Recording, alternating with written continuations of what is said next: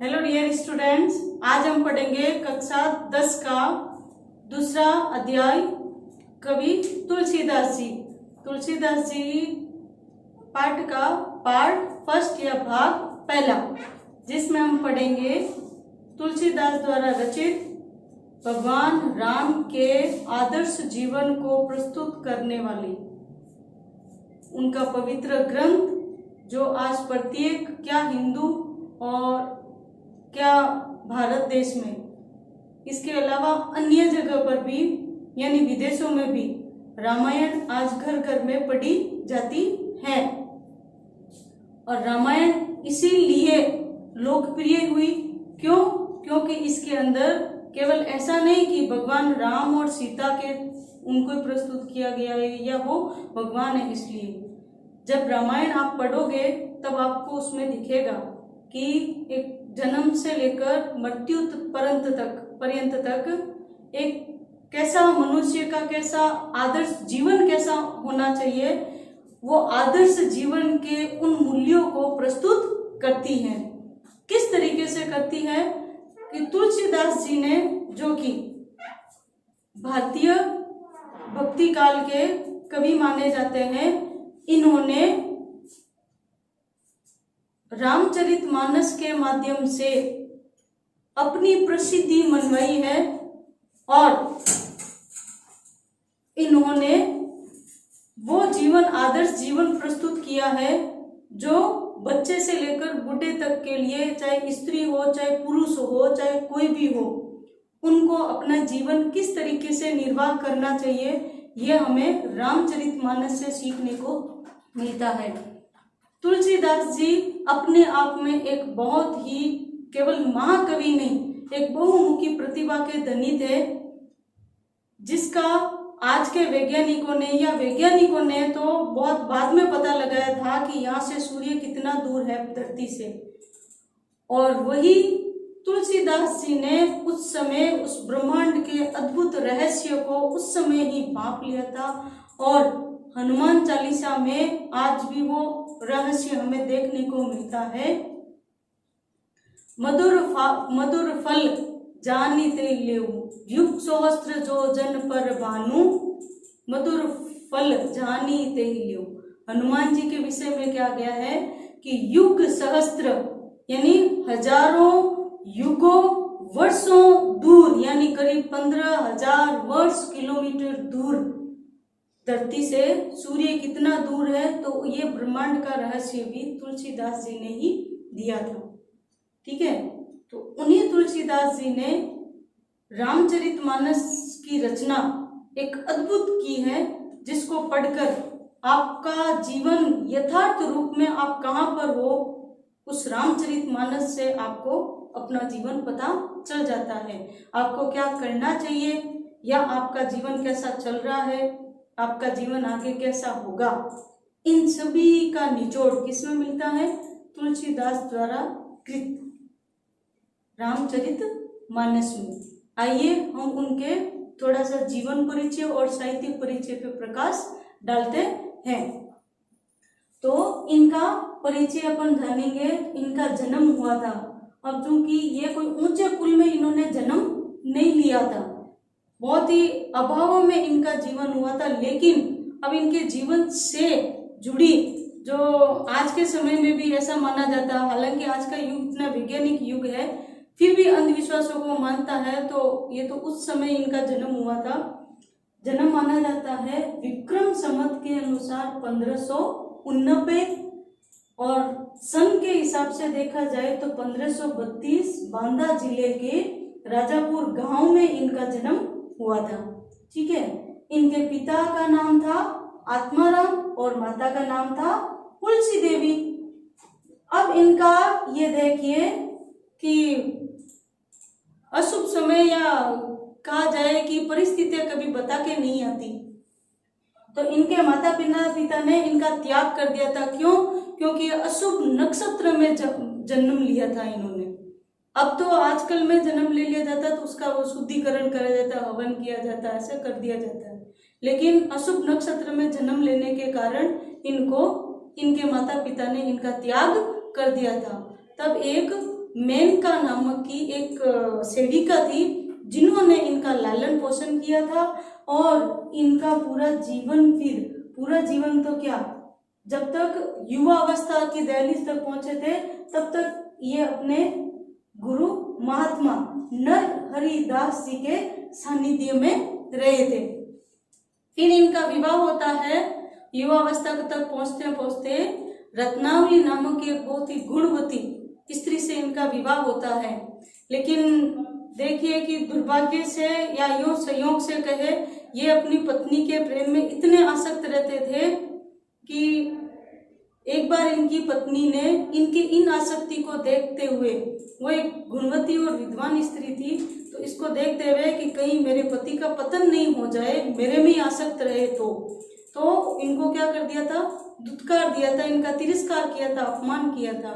तो उस अपमान से ये आहत होकर इन्होंने अपने पत्नी का त्याग करके फिर कहाँ चले गए थे, अयोध्या में चले गए थे।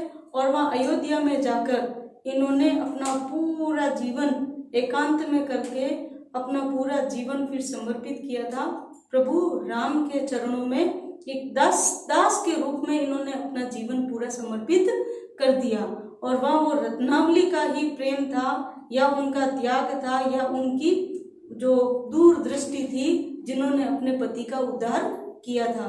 तो आज उनका जीवन भी एक महान स्त्री, महान भारतीय स्त्री के रूप में अब उनका भी वर्णन देखने को मिलता है। बहुत अच्छा वर्णन है कि किस तरीके से अपने पति का उन्होंने उद्धार किया था। यदि वो शायद तिरस्कार नहीं करती तो आज हम रामचरितमानस को शायद ही पढ़ पाते। ठीक है भाई, फिर आगे बढ़ते हैं कि भक्ति काल में इनकी दास्य भाव की भक्ति मानी जाती है। ठीक है, इनकी भाषा अब मुख्य रूप से तो अवधी भाषा है, लेकिन कहीं कहीं इन्होंने ब्रिज भाषा में भी रचनाएं की हैं। ब्रिज भाषा में कौन सी मिलेगी आपको, या तो कवितावली या विनय पत्रिका या दोहावली, ये आपको किसमें मिलेगी, ब्रिज भाषा में इनकी रचना देखने को मिलेगी। ठीक है, फिर विशेष इनके लिए क्या है, विशेष इनके लिए कि भगवान राम के चरित्र से पूरित इन्होंने जो रचना की थी रामचरितमानस, जो आज पूरे विश्व में प्रसिद्ध है, विश्व प्रसिद्ध ग्रंथ माना जाता है ये। और अभी जब आप रामायण देखेंगे तब आपको वास्तव में उनकी इस अद्भुत काव्य प्रतिभा का आपको पता चलेगा। फिर इसके अलावा इन्होंने जो रचनाएं लिखी हैं वो रचनाएं कौन सी, सबसे पहली हमेशा जब कभी भी आप इनका साहित्यिक परिचय, जीवन परिचय जब पूछा जाता है तो सबसे पहली रचना इनकी रामचरितमानस ही आएगी। फिर विनय पत्रिका, दोहावली, कवितावली, गीतावली, बर्वे, रामायण। इन्होंने रामचरितमानस अलग है और बर्वे रामायण अलग है। ठीक है, फिर जानकी मंगल जो सीता जी के प्रति समर्पित है, राम लल्ला नहछू इत्यादि इन्होंने रचनाएं लिखी हैं। लेकिन प्रसिद्धि किससे मिली थी, रामचरितमानस से। तो इसका एक प्रश्न भी यही बनता है कि विश्व यानी तुलसीदास जी को प्रसिद्धि किस ग्रंथ से या उनकी किस रचना से मिली थी। फिर और अपन आगे बढ़ेंगे तब कि भाई रामचरितमानस जब आप पढ़ोगे ना, बाकी आप कितना भी काव्य कैसा भी क्यों नहीं देखोगे, लेकिन कहीं पे भी आपको सभी रस एक साथ देखने को नहीं मिलेंगे। लेकिन वही जब अपन रामायण पढ़ते हैं, रामचरितमानस पढ़ते हैं, तब उसमें कब करुण रस के साथ साथ सब दुख में डूबे हुए होते हैं। जब लक्ष्मण जी बेहोश होते हैं, उनको जब वो लग जाती है, करछी लग जाती है तब, और हनुमान जी संजीवनी बूटी के लिए गए हुए होते हैं, तब पीछे राम जी के विलाप को देखकर पूरा वानर समुदाय, पालू वगैरह जो सब होते हैं सेना में, वो सब किस तरीके से पूरे करुण यानी दुख से डूब जाते हैं, डूबे हुए होते हैं। और जैसे ही वो हनुमान जी को आया हुआ देखते हैं तो एकदम सब हास्य से पूरित होकर और वीर रस से पूरित हो जाते हैं। तो कहाँ करुण रस एकदम दुख में डूबे हुए, कहाँ एकदम हास्य रस यानी आ जाता है और फिर वो कहाँ वो पूरी तरीके से ऐसे उनके अंदर वो बल पराक्रम और वीरता का अद्भुत संचार हो जाता है। तो ये सारा किसके अंदर देखने को मिलता है, यानी सभी रसों को एक साथ पिरोने की कला किसमें थी, तुलसीदास जी में थी। तो क्या आप मानेंगे कि तुलसीदास जी कहीं शिक्षा ग्रहण करने गए? नहीं, ये भी कबीरदास जी के बाती ही थे। इन्होंने अपने गुरु के सानिध्य में रहकर और अपनी पत्नी से तिरस्कृत होकर इस तरीके की रचना को किया। ठीक है। फिर छंद, जब इन्होंने रचनाएं की तो आप उठा के देखोगे कि ज्यादा से ज्यादा इनकी रचना के अंदर क्या है, दोहा और चौपाई छंद है। दोहा और चौपाई छंद। फिर एक इनकी जो विशेष इनकी है वो है कि इनकी इस रचना में आपको सभी शैलियां देखने को मिलेगी। व्यंग्य से ओतप्रोत शैली भी देखने को मिलेगी, शांत रस के साथ साथ करुण रस क्या, वीर रस क्या, रौद्र रस, वो सब देखने को मिलेंगे। और जो आपका जो पाठ ये दिया गया है ना, ये तुलसीदास जी के द्वारा, यानी लक्ष्मण परशुराम संवाद, तो इन्होंने इस संवाद के रूप में भी उसको प्रस्तुत किया, यानी किस तरीके से दोहा और चौपाई छंद का प्रयोग करते हुए किस तरीके से संवाद कला को दिया जा सकता है। तो संवाद कला में ये निपुण थे।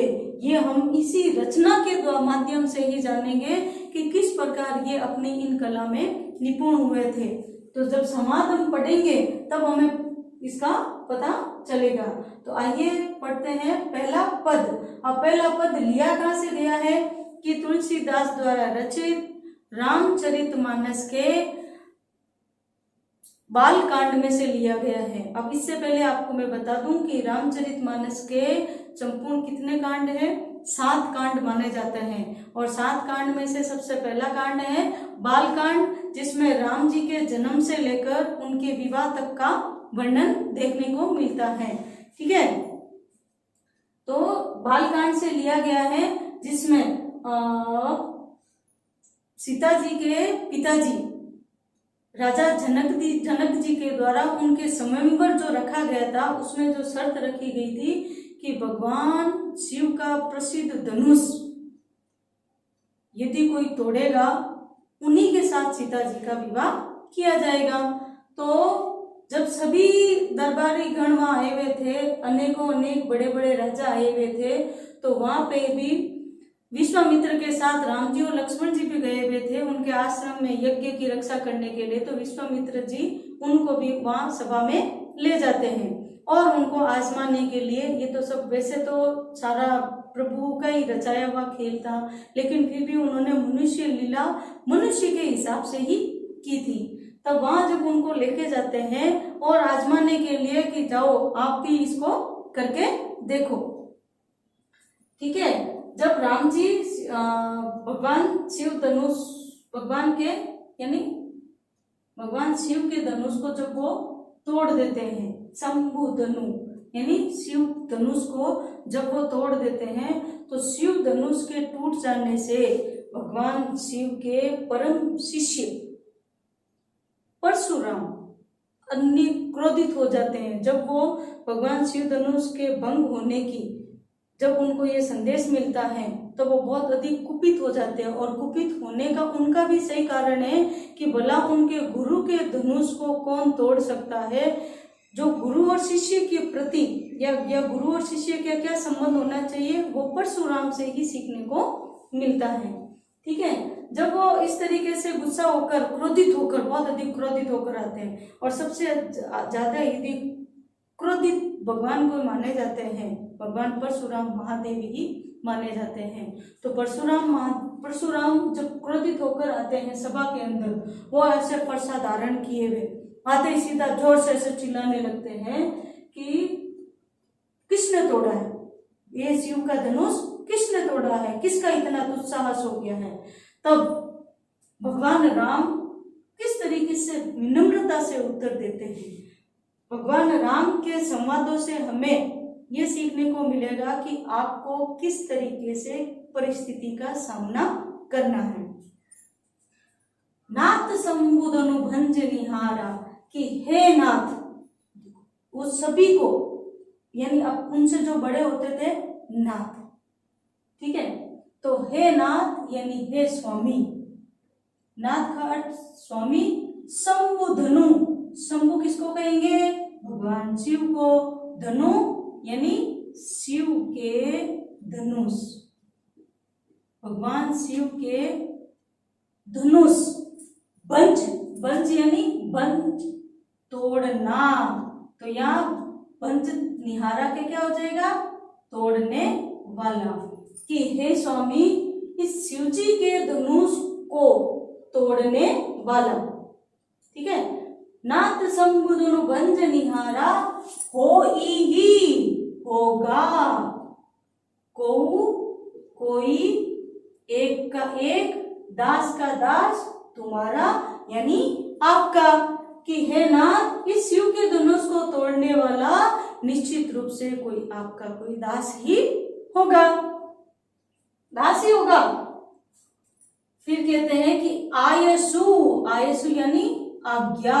क्या आज्ञा है? आयसु कहा यानी क्या आज्ञा है?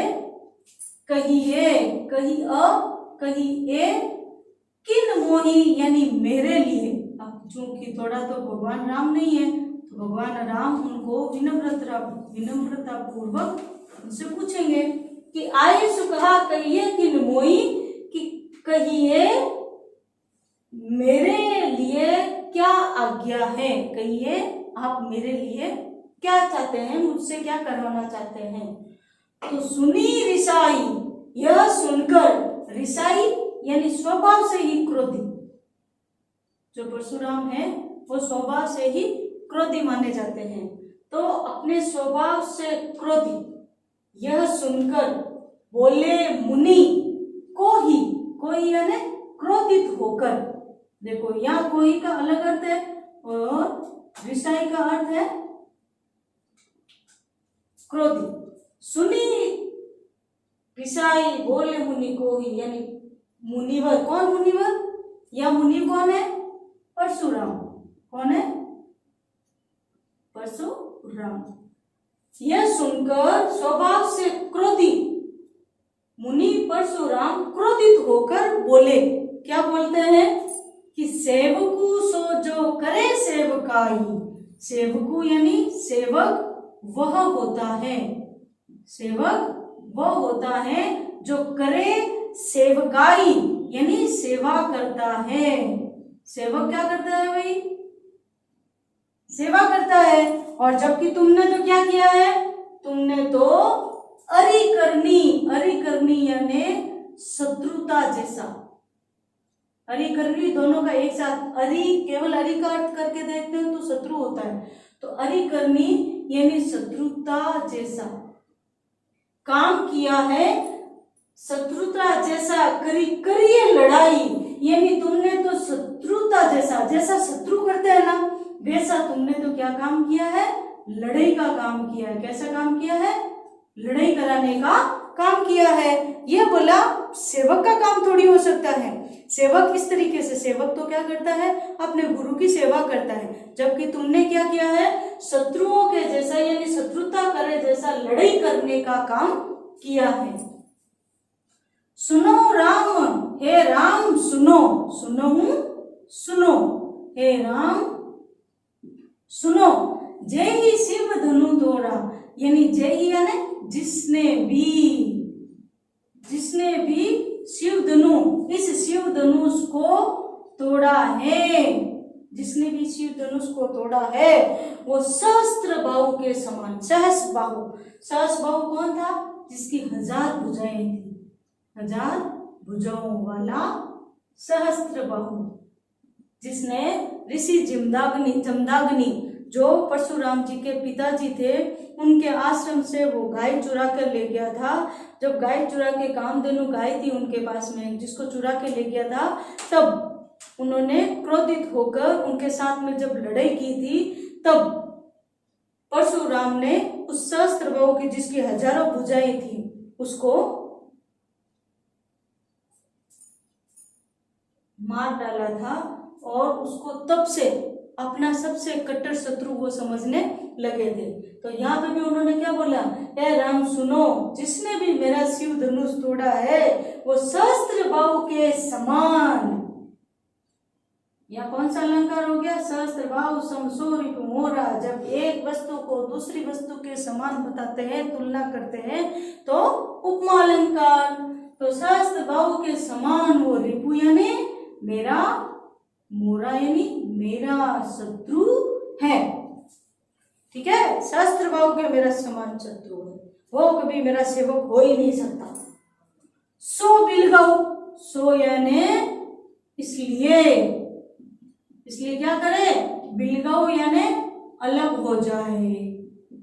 यानी पूरी सभा एक साथ बैठी थी ना, तो बिलगाऊ बिहाई समाजा, यानी समाज से अलग होकर बाहर आ जाए, बाहर आ जाए। जिसने भी दौड़ा वो इस पूरे समाज, समाज यानी सभा से, जो राज दरबार लगा हुआ था वो पूरा, तो इस सभा से अलग होकर वो बाहर आ जाए। न तो मारे और नहीं तो, धमकी दे रहे हो, न तो मारे जय सब राजा, नहीं तो सभी राजा आज मेरे हाथों मारे जाएंगे। और परशुराम के स्वभाव से सब भली भांति परिचित थे और सभी राजाओं के चेहरे एकदम पीले पड़ जाते हैं जब वो ये बात कहते हैं। क्यों?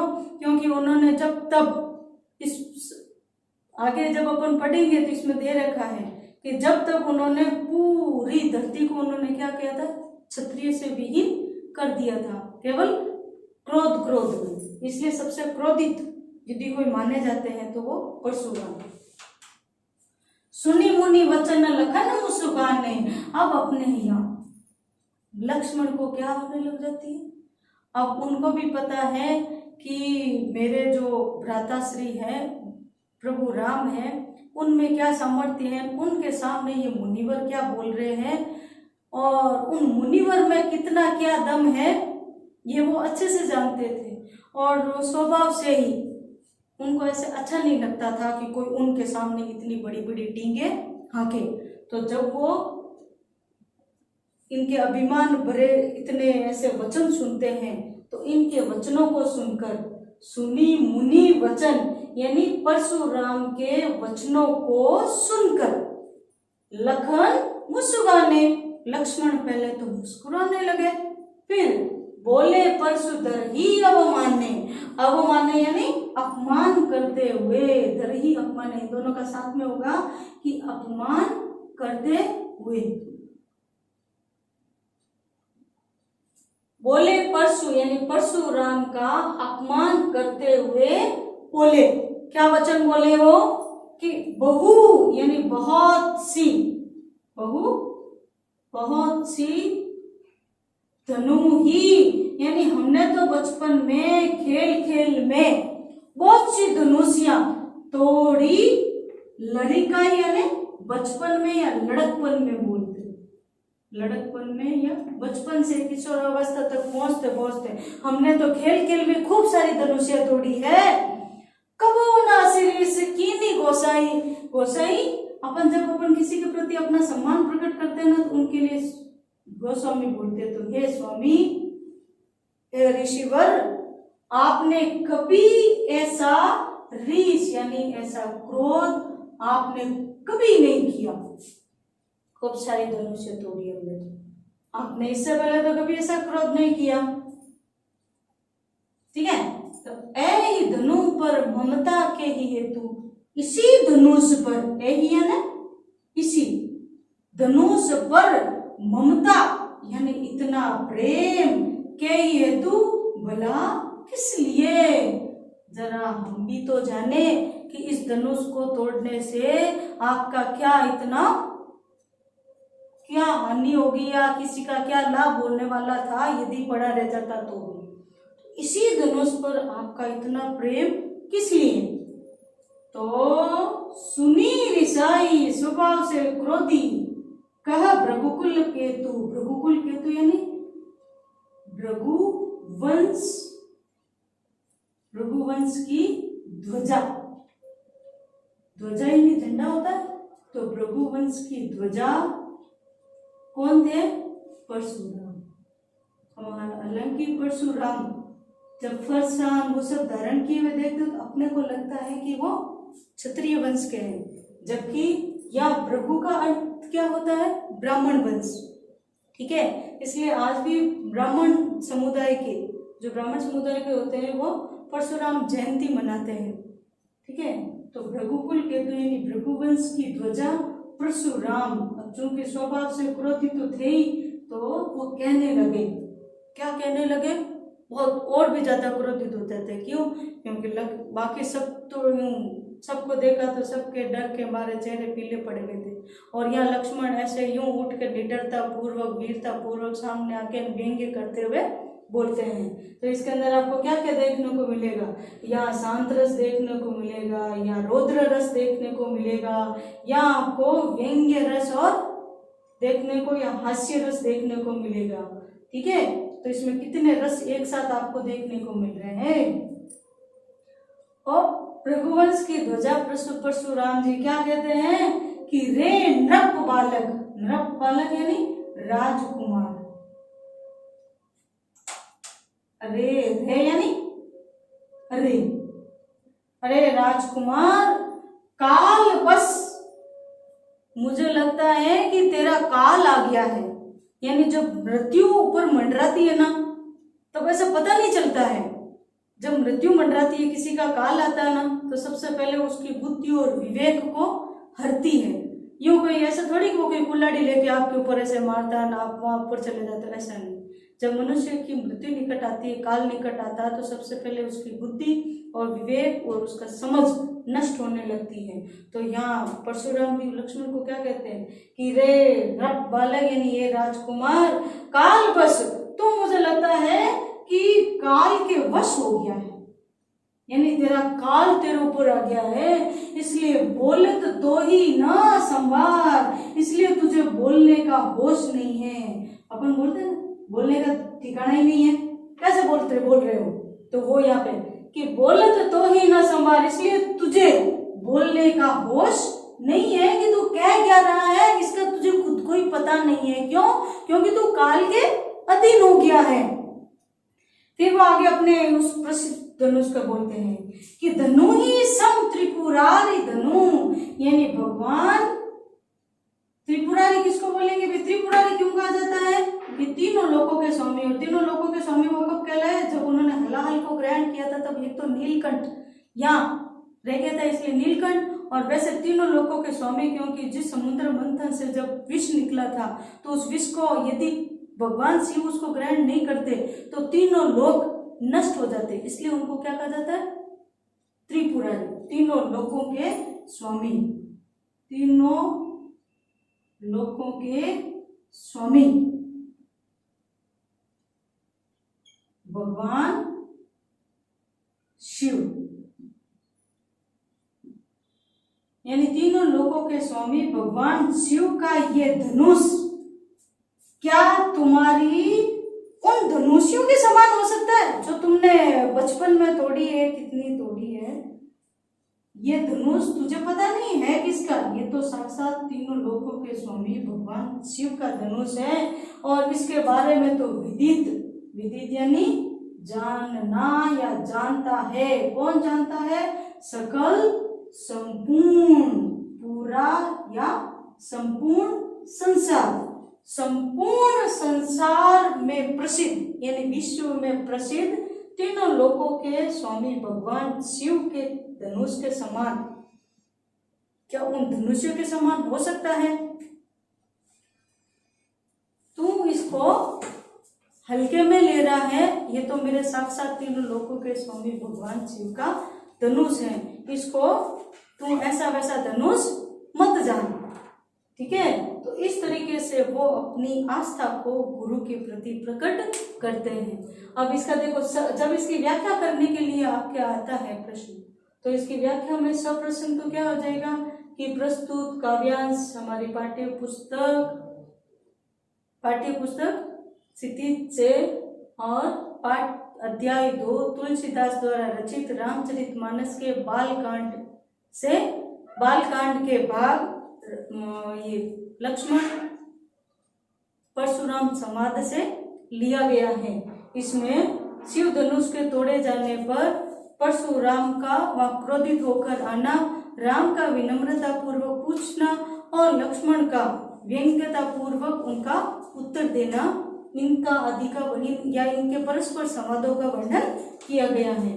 फिर व्याख्या के लिए आप जो इसका अनुवाद अच्छे से देखेगा और जब इसका विशेष आता है तो अब सीधी सी बात है इसमें ये भाषा कौन सी हुई। अब रामचरितमानस है, राम जी के बारे में वर्णन किया हुआ है, तो राम जी कहाँ के? अयोध्या के। और अयोध्या में कौन सी भाषा? अवधी भाषा। तो प्रस्तुत काव्यांश किसमें रचा गया है? सरल सहज साहित्यिक अवधी भाषा में रचा गया है। ठीक है, फिर इसमें क्या दिया गया है कि इसमें राम लक्ष्मण परशुराम के संवाद का वर्णन किया गया है। और इसमें रस कौन कौन से देखने को मिले आपको? तो इसमें शांत रस और परशुराम के द्वारा जो बोले गए उसमें रौद्र रस और लक्ष्मण के द्वारा बोला गया है वो व्यंग्य रस। इन तीनों रसों का समावेश देखने को मिलता है। जब आपको सीधे सीधे भाषा समझ में नहीं आए तो वहां होता है हमेशा प्रसाद गुण, माधुर्य गुण होता है। और जहाँ माधुर्य गुण होता है वहां वैसे तो शांत रस माना जाता है, लेकिन यह रस कौन से हुए वो आपको मैंने पहले से बता दिए हैं। ठीक है, फिर आयुष कहा कहिए कि मोही। अब जहाँ आप अनुप्रास यानी अनुप्रास अलंकार कहाँ हो सकता है? जब एक से अधिक बार दूसरा वर्ण आया तो वह अनुप्रास अलंकार। और इसके अलावा यहाँ सहस्बाहु समसो रिपुमोरा में यानी शस्त्र बाहु के समान शत्रु बताने से यहाँ पे कौन सा अलंकार हो गया? उपमा अलंकार हो गया। ठीक है, तो ये इस तरीके से आपको, और इसमें क्या है ये तो हो जाता है आपका दोहा। ठीक है, और ये चौपाई। दोहा और चौपाई छंद में रचना की गई है। ठीक है, और तुलसीदास जी के संवादों में निपुण कला उनकी ये विशेषता हमें देखने को मिलती है।